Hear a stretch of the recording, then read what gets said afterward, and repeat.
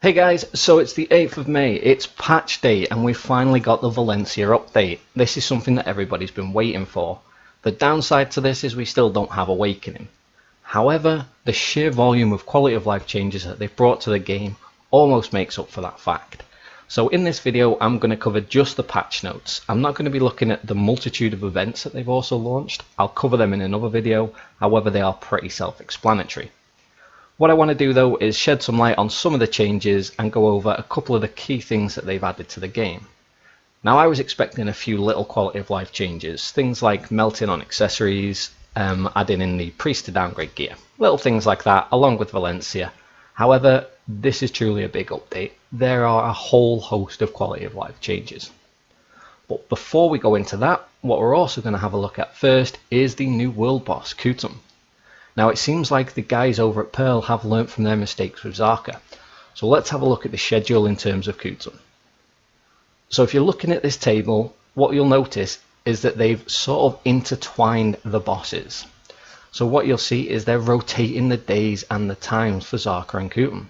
So rather than a case of Kutum always being at 11 PM in NA or always being at midnight, they've rotated it around, so you're going to be able to hit up Zarka and Kutum. You're going to have a chance to get your offhands, get your main hands if you don't have them, and just generally hit up the world boss. This is a really big change. It's something that's really interesting that they've done. They've listened to the community and they've bumped the times around. They've played around the fact that people are working 9 to 5s, and obviously they've also aimed to try and hit the people that can only play weekends. Overall, this is a pretty solid schedule. I can't say I'm overly impressed with the midnight scheduling on the Kutum and Zarka rotation throughout the week. However, there are people like myself that finish work at 8 o'clock at night that might still be around and able to pick up those spawns. For those that are working the 9 to 5 in America, it sucks a little bit that you've got that PM timer at 5 PM, however you also have a PM timer of 8:15. So overall, these 2 PMs and the early morning schedules are really solid. Can't say that this is going to stay to be the norm as we get things like Nova as well. They might look to change things around a bit. However, for the time being, I'm reasonably happy with the schedule and I think it's going to hit the vast majority of the player base. But anyway, on to the enhancement improvements. Now this is a little bit up for debate. I'm not a big fan of the Tet and Pen being added to the game at this moment in time. However, that being said, this is where the real grind begins. If you're struggling getting to try, you're going to want to buckle up your belt because getting to Tet and Pen is a whole nother level. The enhancement chances are absolutely horrific. We're talking less than 1% on Pen attempts. So don't get disheartened by the fact that Tet and Pen armor and weapons are going to be in the game. The reality is that for the foreseeable future, the Xbox version is still going to be soft capped at around full try, so there is much time for you guys to catch up. Along with the Tet and Pen though, they have added pretty much every enhancement improvement you can imagine. So looking at Devour, now Devour is where you can pretty much just sacrifice, well I say pretty much, it is exactly that. You can sacrifice an enhanced item to get an increased chance to your enhancement success. So it's much like the advice of Valks, and you can only do that from when you are 0 fail stacks. However, if you do have a few items laying around and you don't mind sacrificing them, so those like +8s, +9s, 10s that you get grinding that people just aren't buying, it can be worth it just to grab these stacks and get a little bit of a head start. Overall though, Devour isn't really going to be that great. So if you look at it, to get a Pen item devoured, you're going to get 75. Now, if you're devouring a pen stack, you are either the luckiest person in the world or you're incredibly stupid, because the stacks it give isn't even good enough for another pen attempt, so it just doesn't translate to something worthwhile doing.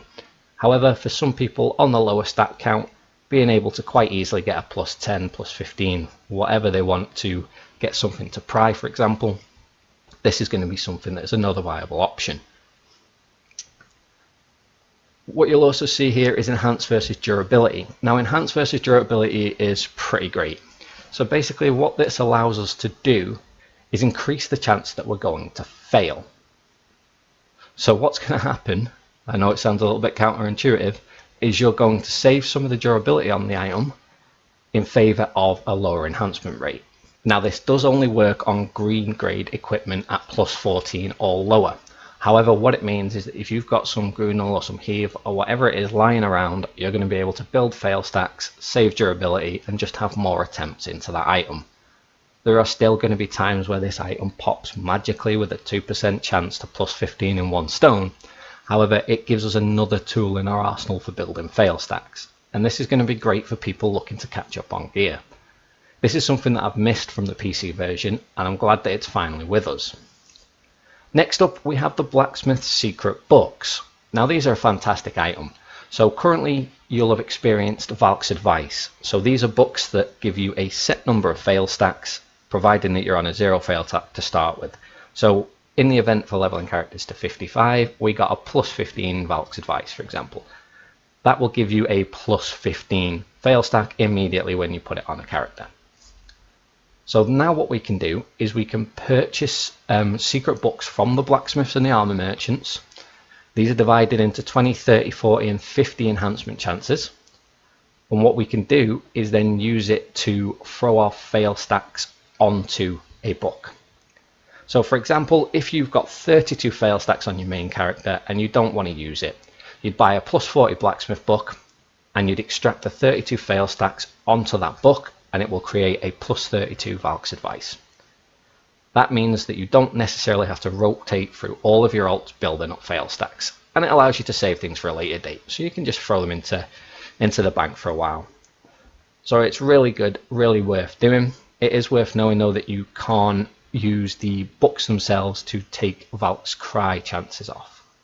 So keep that in mind when you're using them. Following on from that, we've got Cleansing Gear. No more Karma alts. This is so good. We've needed this for a while. Logging onto Karma alts to die repeatedly 20, 30, 40 times before you finally downgrade an item, just for it to pop back up to plus 15 on that 2% has been a nightmare. So now we're going to have the Priest available. So Velia is the one that pretty much everybody uses, although there is also Heidel, there's Calphian, there's Altanova, and there's Valencia. However, you don't need to really use any of them because chances are your characters are in Velia, sorry, not Valencia. Now this is going to allow you for 100,000 to strip one item level. So it'll allow you to go from plus 15 to plus 14 for 100,000 silver. Fantastic, definitely worth using. Hands down the best way to manage your gear that you're using to fail stack on. So that one's definitely something we've wanted in the game. Ultimate Reform Stones. So Ultimate Reform Stones are now in the game. Finally, no more RNG. 100% chance to upgrade your gear. So to do this, you need either 10 times 3 weapon reform or 10 armor reform stones along with a hard or a sharp black crystal. It will give you a 100% chance to make that item ultimate. Now the other thing worth noting is that they will be removing nearly all blue grade weapons and armor from the game and replacing it with the ultimate equivalent. Essentially, if you've got blue gear, so for example blue grade Grunil, they are going to give you ultimate for free. A little bit of a strange one, definitely a little bit of a strange one, but by all means, if they're going to do that to help people, I can't fault them for it. We knew the risks when we were using the reform stones as they were, and the fact that the low percentage chance was going to suck. However, we also knew that ultimate was coming eventually. This is a little bit of a strange thing there, but it is good to see that that's coming. There are some other things that they're doing to the marketplace with regards to this. So for example, they're removing the ultimate grade items. Now that's a little bit of a strange one. So to sell the item, you need to drop it back down to green grade, which seems really strange. However, again, if this is a change they want to do, by all means, it's going to be interesting to see what they do moving forward with this. The last thing with regards to the enhancement, and it's not necessarily the enhancement, but it is the melting. Now, if you've seen my earlier videos, you'll know that I've been preaching stocking up on accessories for melting. You've really wanted to be doing this for as long as you physically can. The beauty of this is you can now go back and watch that video, give me some more views, and you can also melt your accessories to pick up hards and sharps. This is going to be huge. It's going to help with an influx of hard and sharp crystal shards into the market. It's going to allow us to fail stack better on Pride Duo and Try items to get those higher fail stacks for Tet and Pen. And overall, it's something that I wish was in the game earlier. Pretty simple and straightforward. There are charts around that will go over all of that information for you. They will tell you roughly how many hards or sharps you get on average per melt. So definitely go and have a look at one of them. New items that have been added to the game. Now these are perfect. We finally got the extra large potions. So since we've had tri-gear and higher health pools, the older potions just haven't been cutting it. They've been a little bit of a pain. Now we've got the extra large potions in game. These are the ones that we're all used to using on PC. Recover more health. Really simple. Alongside the extra large potions, we've also been given the instant potions to match the whole potion sizes. These give a 2-second less cooldown on them, so they're the ones that you're going to want to be looking to use. However, most people are just going to be fine with the extra large potions. Simple.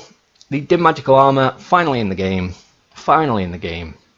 So for people that are looking for a reasonably good armor piece that don't necessarily have tri-gear at the moment, the dim magical armor is fantastic. It's the equivalent of duo. It gives you 2 crystal sockets and it also gives you accuracy. So a lot of people will probably be switching out for this for the time being, purely because while we're at this level of tri-gear, the dim magical armor is still really good, especially when you're looking to pick up that little extra bit of accuracy. So overall, pretty solid. It's finally come to the game. I know we've been waiting on it for a long time, so it's great to see that. Now, the other thing is more bad byproducts. So they have added more byproducts for cooking and alchemy. This is fantastic. We know we've been waiting for this one. And again, it's the fact that we can get the CPXP byproduct. That's the main thing we've been waiting for.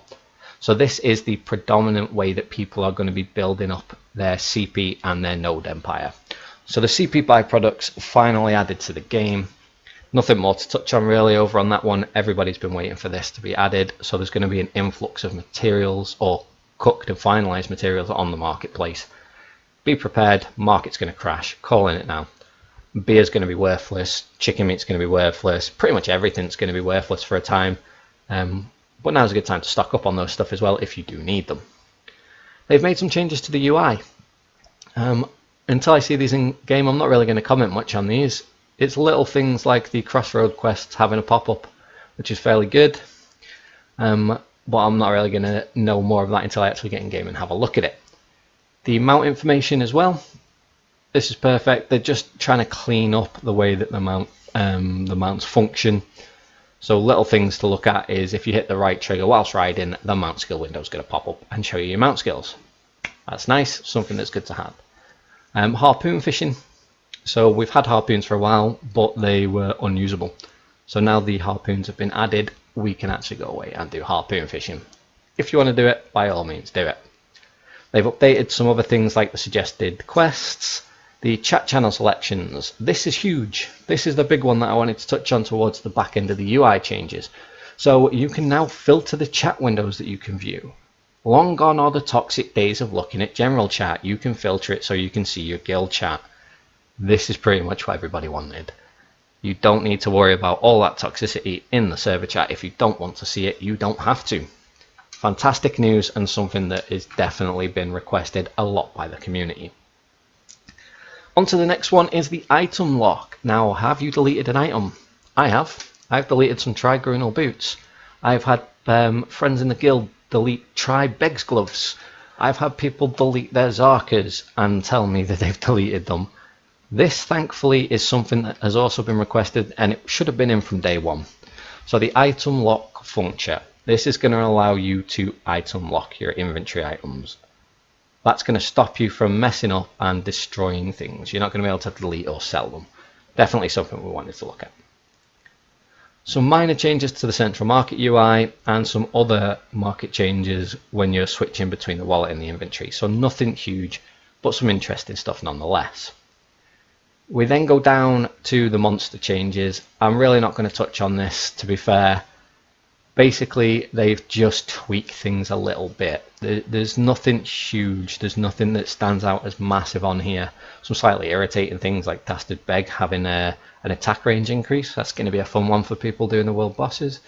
But overall, there's not anything really that's worth having a look at.